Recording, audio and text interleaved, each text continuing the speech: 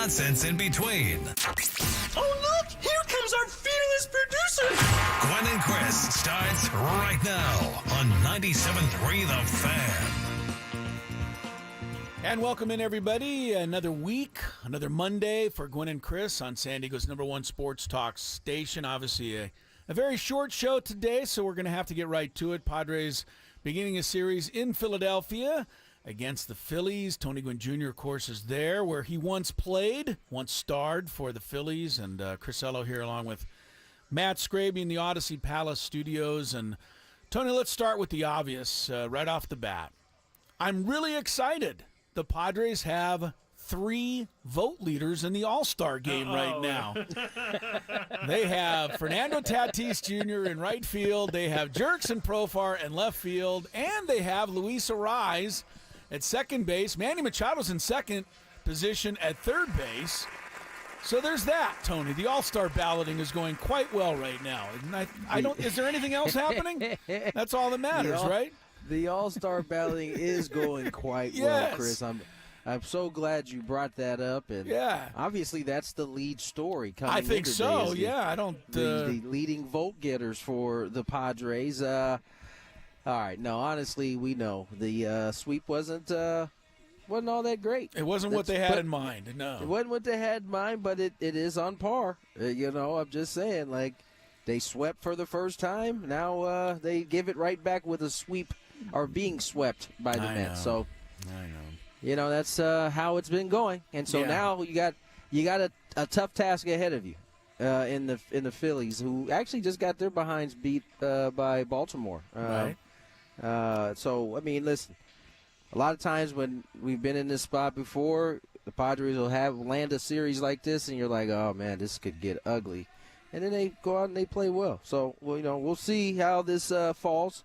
3-game set today, and it gets popping here in a few hours. Yeah, it gets going early start today. Sam Levitt's pregame show is coming up in about a half an hour. But you're right, Tony.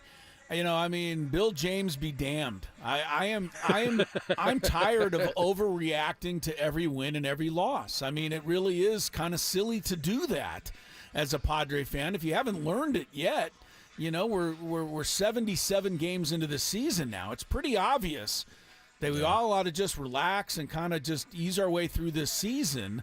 Win some, lose some, and just kind of accept it and move on to the next game. The best news of all really is not what the Padres are doing, but the fact that the rest of the National League is staying right there within reach. I believe they're now the Padres are tied for the last wild card spot, but they're only a half game behind the Cardinals.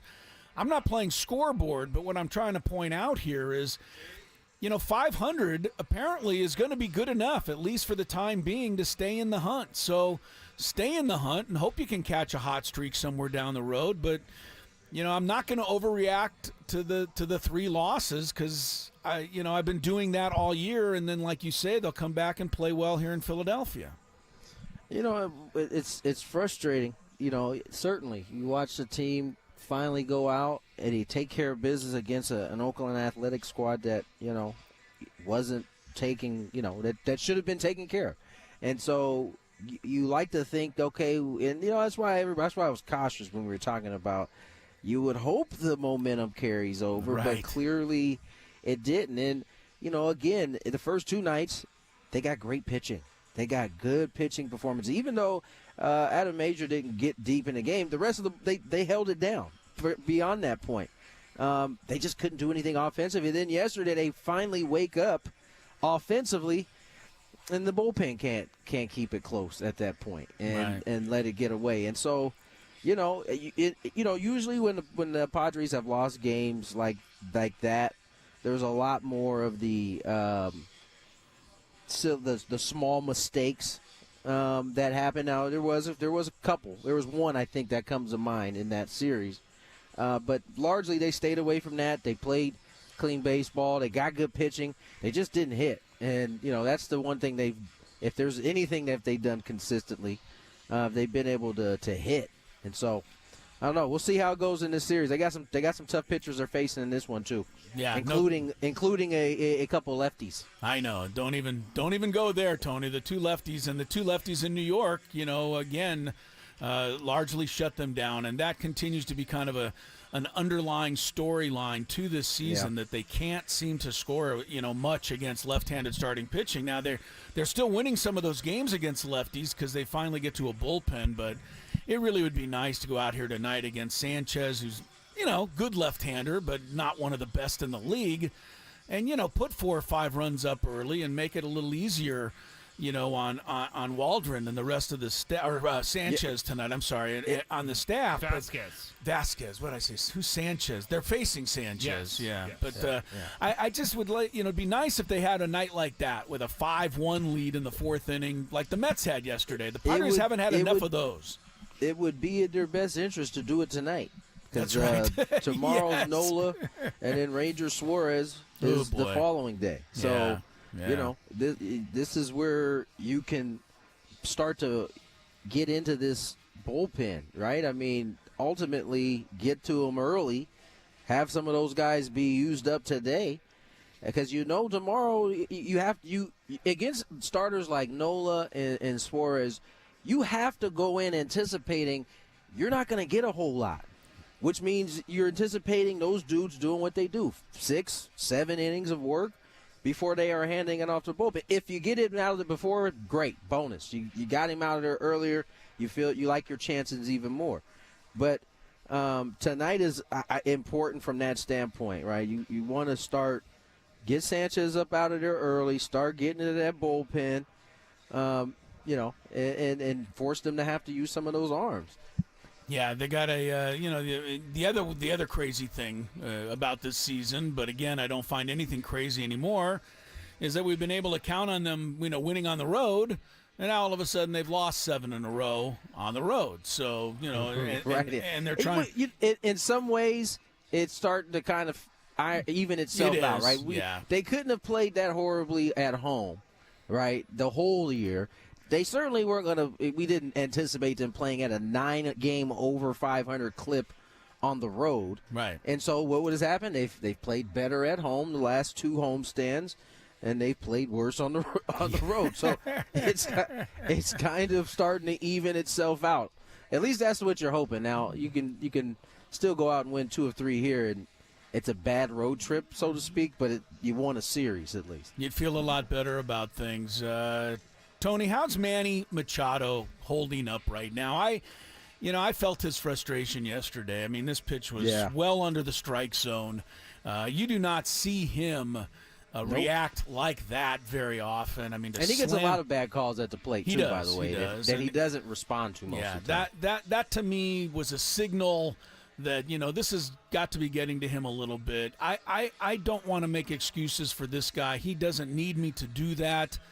But something is amiss. I mean, when he's got 6 home runs and we're coming up on the All-Star break and he's not, consistently driving the ball. He had an RBI yesterday, but this isn't Manny the way we know Manny. And I getting the feeling that Manny is starting to think that a little bit. And, everybody has a time where they get to a point where they're like, man, I got to get this back at some point. He's always been able to rely on the fact that, things will even out, the statistics will start to pile up because that's what's always happened for him in 10 years of baseball. It's not happening the way he wants right now, and I'm starting to feel that he is feeling it. I don't know. I'd say 2 things. I'd say go back and look where he was on June 17th of last year. I don't know that it was all that better. He might have better numbers right now than he had last June at this point. I'll start there. The second thing is you're not going to ever get a chance to know how he's actually feeling. He's never going to let you in on that. He's never going to let anybody in on that. He's going to keep, as long as he's able, he's going to keep going out. He's going to keep playing. Do I personally think he's healthy? No, I don't. I don't think he's healthy. He'll never say that. But, a guy doesn't just have he just doesn't look right now. Yeah, he really does. I take it goes back to the elbow when he was supposed to be out until May to Right. start when that was initially diagnosed. You wonder if that's ever been able to fully heal properly because he's been playing the whole time. I mean, when you have those type of surgeries, a tennis elbow surgery, it may not, just because you are healthy enough to play, that doesn't mean you're back to full strength. You know what I'm saying? Right. And so it may be one of those things, but certainly we're never going to know. He's going to keep playing. He's going to keep posting. I mean, he probably even shouldn't even play in third base right now. He just had a hip flexor. I know. Like a week I was surprised, ago. honestly, to see him in there. I was too, Yeah. but he's out there, and so the reality is he's still better than anybody we've got, even with him feeling the way he's feeling. Yeah, no question.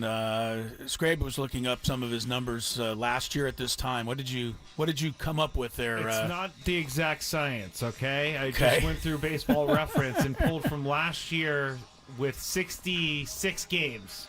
He was hitting 243, had an OPS of 678, 33 RBIs, 9 home runs, 12 doubles. That's last year. That's last year. So he had 9 home runs to 6. His batting average is about the same. Yeah, So his OPS is, what is his OPS now? I'm not positive. Don't have it in front of me. Scrape. His OPS now, I do, Chris, thank you for asking, Okay. .667. So it's about what Yeah, he about was. it is, yeah. All right, so Tony's right. Well, let's hope that the second half for Manny is good. One more guy we got to mention. I And know that's the other thing. Go ahead. I think as the year is going to go on, there's a chance he's going to start feeling better. I mean, he'll be further away from the time that he had the surgery. It doesn't mean that it's not gonna feel better. It doesn't mean it will, but I just think there's I just think that's kind of part of what we see. It's like no different than Ronald Acuna, right? He had the big knee surgery. He came back. He wasn't himself the year, but then the following year he was much healthier and closer to 100%. Yeah. One other guy we got to mention, Tony, here before we let you go and get you ready for tonight's broadcast, but because I think he got lost a little bit in the losses, is Jackson Merrill. I'm sorry. I mean, to homer in 3 consecutive games, that very few Padres have ever even done that, let alone a rookie, and doing it against left-handed pitching and hitting a walk-off in the midst of that, and 4 home runs in 3 games. And, I mean, look, without him, they get shut out in both of the first 2 games of the Mets series. I don't know if he's on the radar yet, with the other rookies in the National League, and we said this last week, we don't care that much, but I'm glad he did something like this in New York on a big stage, and you couldn't be happier with what we're seeing here. And defensively, he just continues not to miss a beat either.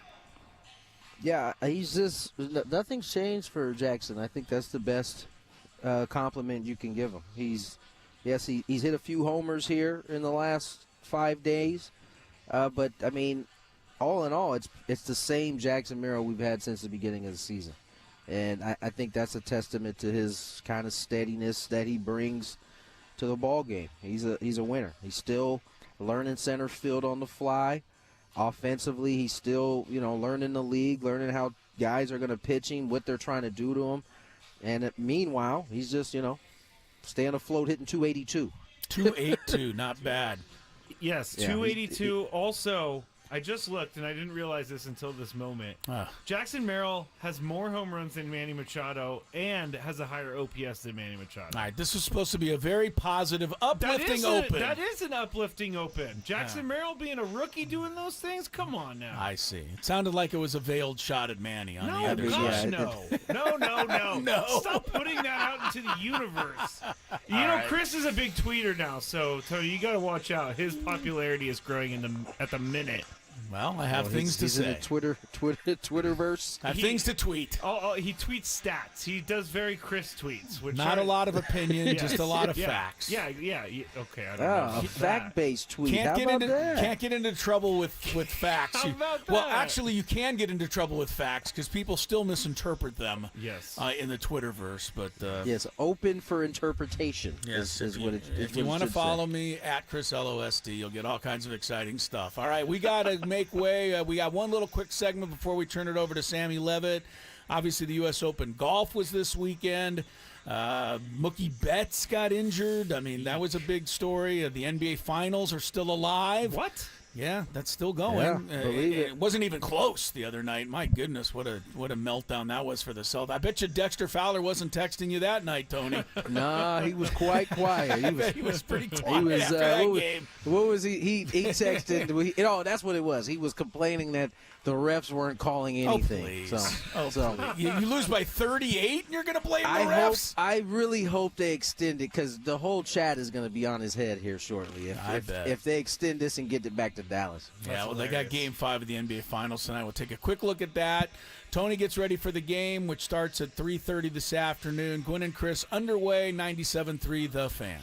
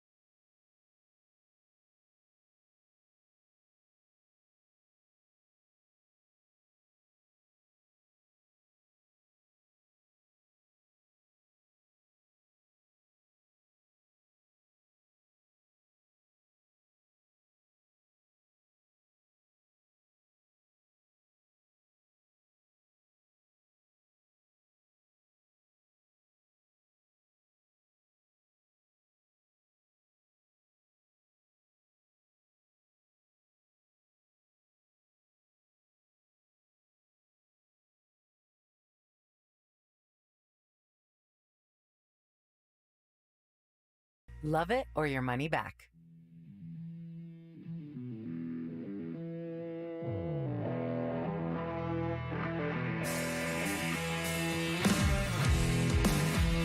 All right, hello, and just about goodbye. It's a short show.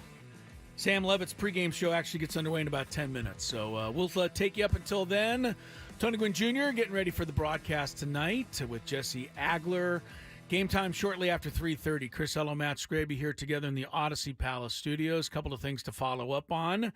Word is now that Yu Darvish will be making a start on Wednesday night, a rehab start.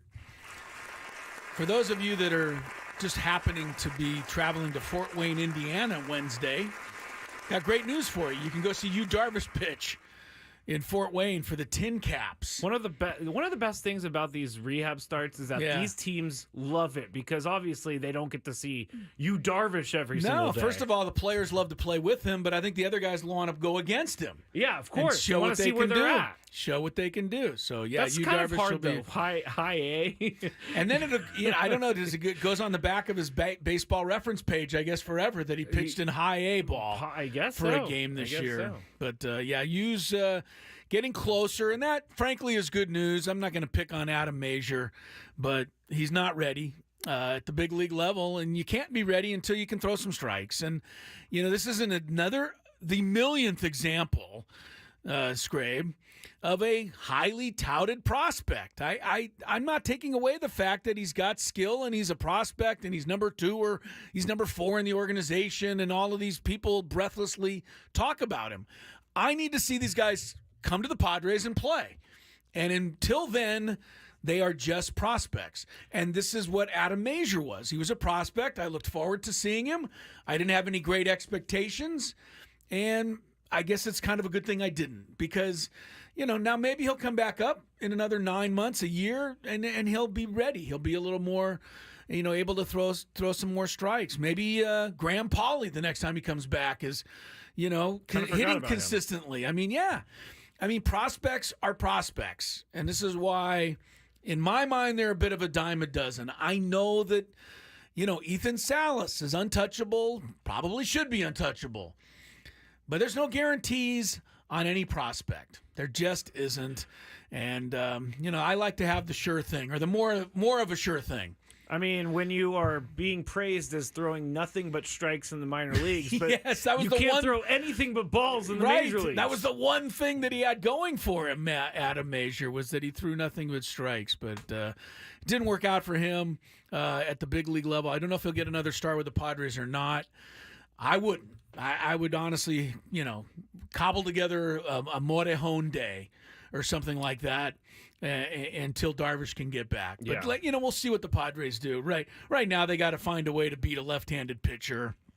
And they just haven't been able to do that, with any regularity. They've got 2 lefties in this series, and the one night they don't have a lefty, they've got Aaron Nola, who might as well be a lefty. And he crushed them last time he Well, he's about as good a pitcher as there is in the league when he's on. So I went to the Aaron Nola game and then the Ranger Suarez game when it was in town, and not there much was happened. no offense. Not much happened in those games. But you know what? I'm not predicting this in any way, shape, or form, but tell me you're not going to be surprised if the Padres go in, take 2 out of 3, and come back home at 500. I will So not what be they've been surprised. doing all year Yes. is doing exactly what you don't expect them to do. Trey Turner is back in the Philly lineup tonight. He's been out for months and months, so that's just another guy you got to deal with if you are Randy Vasquez. And starting tonight, Trey Turner will be back. And the other note I wanted to pass along baseball-wise, congratulations to the Padres. They helped turn J.D. Martinez into the National League Player of the Week. Well, there's always one. There's always one. Did they get that guy out in the series? I don't know. He was unbelievable. He Walks, was responsible for the first singles, 2 runs. doubles, home runs at will. Just everything. J.D. Martinez was, they couldn't get him out. I don't know if this is true or not, Chris. This is on the chat, but this is pretty remarkable, as you true, would like to say. If true. Padres have faced 15 left-handed pitchers in their last 30 games. Oh, they've been playing them a lot. Yeah. I peek putting the stats on Twitter. I know they faced 20 of them since the end of April. So that's a lot. And they haven't scored more than 3 earned runs off any of them. Not one. I mean, just think by luck, you'd get 4 runs in the first 4 innings against one of these guys. Yeah. Hasn't happened. So Yeah. maybe tonight's the night. Here's a positive. No Okay. JT Realmuto. Right? Yes. He's out. That's a positive. But Trey Turner's in. So, enjoy, take your small victories, I guess. All right, it's the first game back for Trey Turner, so. I'll take a small victory. My guy that I love to hate, Rory McIlroy. I choked is really a mean word, even to a guy you don't like. He did. But though. you can't miss 2 putts inside 3 feet on the last 3 holes. No. That's going to live with him forever. I hate to say for Rory McIlroy. Oh, yeah. That's never going to go away. We will see those putts on the coverage of the U.S. Open for the rest of time. Yeah. I mean, he missed 2 of them. And there was a statistic that somebody put somewhere that I saw that he had made like 400 putts of that distance in a row until yesterday. He hadn't missed one inside 5 feet all year. Right. He'd made 400 in a row. Yeah. And then he misses 2 in 3 holes. So, of course, the Twitter golf coaches out there are breaking it down. But whatever. What intense pressure does to people is make the You best never players know. in the world hit a putt like that. microscopically bad putt that ends up lipping out. I'm not going to be too critical of him other than to say I was rooting against him, and that's fine that he, I was happy that he lost. That's mean. But I'm not going to be critical of his actual putt because I've missed it many times. So have you. Yeah, so has everybody listening. You can I've miss missed shorter that putts putt. like that. Than Right. that. Those putts are missable. You do have to give some credit to DeChambeau, though. I mean, to be able to get up and down from the sand, what was it, 50 yards away? I think it was 51. Yeah, and you were telling me that the pros say that distance is very difficult for them because it's an in-between distance. Yeah, and it's not like a short sand shot. It's not like a fairway sand shot. It's Yeah. in between. They don't practice it very often, and he puts it 3 feet away, and then he made his putt. So give him all the credit for winning that. Absolutely. And, Rory, this is like, I don't want this to seem like I'm taking away from Bryson because he did win the tournament. Right. But like, Rory did have a 2-shot lead on the back 9 of a U.S. Open. Yeah. And I just got the feeling with the shots that he was hitting that he was going to win. I just got that feeling that it was his time to win again, but no. Did not happen. DeChambeau gets his second major, and golf gets another black eye, whether they want it or not, because keep in mind, DeChambeau's not on the pro tour. He's not. I mean, this is ridiculous. Well, he just bought himself 5 more years of major appearances, yes, so he's but good. all of the best not all of them, but a lot of the best golfers we don't get to see on a weekly basis. That is a problem with your sport. I'm sorry. One last thing before we go. Don't disagree. What? You I said I don't disagree. Yeah, right. Yeah, even you're the golf guy, but I mean, it's been hard to watch it recently. It is what it Although is. Netflix is going to have a great full swing episode because the Netflix crew was there when Rory ran out of the clubhouse and got into the car. So. Oh, that's right. He peeled away. And I told Chris, yesterday. how many times have you driven a rental car and misjudged how hard to hit the gas pedal? Not too many times after I just blew 2 putts to win the U.S. I know, it Open. was I've bad never timing. driven a rental car under Bad those timing. circumstances Bad before. timing. Look, McIlroy can feel bad, but it wasn't as embarrassing as the Celtics on Friday night. Now, granted, the Celtics can come back. They can win the NBA championship tonight. They probably will, and all will be forgotten. But when you have a chance to clinch the world championship and you go out and lose by 38, not only do you lose by 38, at one point they were down by 48 points. Oh, I didn't know that. Yes, in the fourth quarter, they finished with a run to get within 38. Because the Mavs just gave up. It was so bad. And that, ladies and gentlemen, here is your NBA champions, the Boston Celtics, a team that can't even come within 50 points of their opponent. Anyway, Game 5 of the NBA Finals is tonight. Every game's different. I would expect the Celtics will bounce back, but it was pretty ugly to see.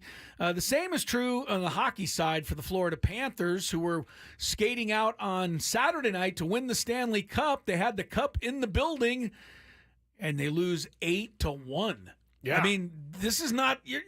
You'd think teams would want to win the championship. They'd be highly motivated. And both the Celtics and the Panthers played about as badly as a team can play. So that series goes back to Florida for Game 5. And that guy with the white hair who you always see carrying around the Stanley Cup gets another plane flight to Florida because he goes everywhere with that thing. He loves this.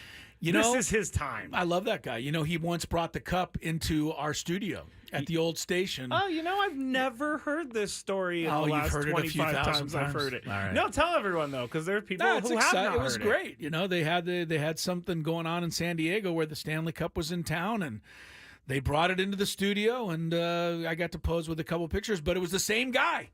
This is a long time ago. He's been doing this forever, that guy with the Stanley Cup. That was What would fun. you drink out of the Stanley Cup? Diet Coke. Yeah, that's what I was thinking. You go to 7-Eleven. What else? What am I going to get? Something different? Chris would go to 7-Eleven. He would wait in that soda fountain line. He would fill up the Stanley cup with Diet Coke and squeeze a couple of lemons in for taste. Just throw in handfuls of lemons. Throw in a handful of lemons. So, all right, that's pretty much it. There's maybe a couple of other little things going on out there, but nothing that we have time to get into. Mookie Betts, we can talk about that for a second. It's a big deal. That's a big deal. It would be a much bigger deal, honestly, if the Padres were better. Yeah. I hate to say it because isn't a catchphrase. Sorry, that's me. That was my mistake. Underneath me there. I don't know if anybody to... heard that, but I did. But yeah, Mookie Betts' injury, my first thought was, that opens things up for... No, it doesn't really open up things. Really. If the Dodgers, even without Mookie Betts, if they play 500 ball the rest of the way, they're going to finish 15 games over 500. Are the Padres ever going to get to there? No. So I'm officially the guy that this is a 500 team, Chris. I know I've changed my mind so many times. You have. Well, officially now, over the last 346 games, a span of exactly 2 years to June 17th, 2022, the Padres are 173 and 173. So that's pretty 500. All right, Sam Levitt's got all the rest of the info for you next. Stick around for the Padre pregame show. We're back tomorrow to wrap up whatever we can from tonight's game. We'll see you then at 2 o'clock. Have a good rest of your Monday, everyone. Scrabe, you looking good with the thank you with the shoulder on the mend. Talk to you tomorrow. Okay. For the ones who know safety isn't a catchphrase, it's a culture.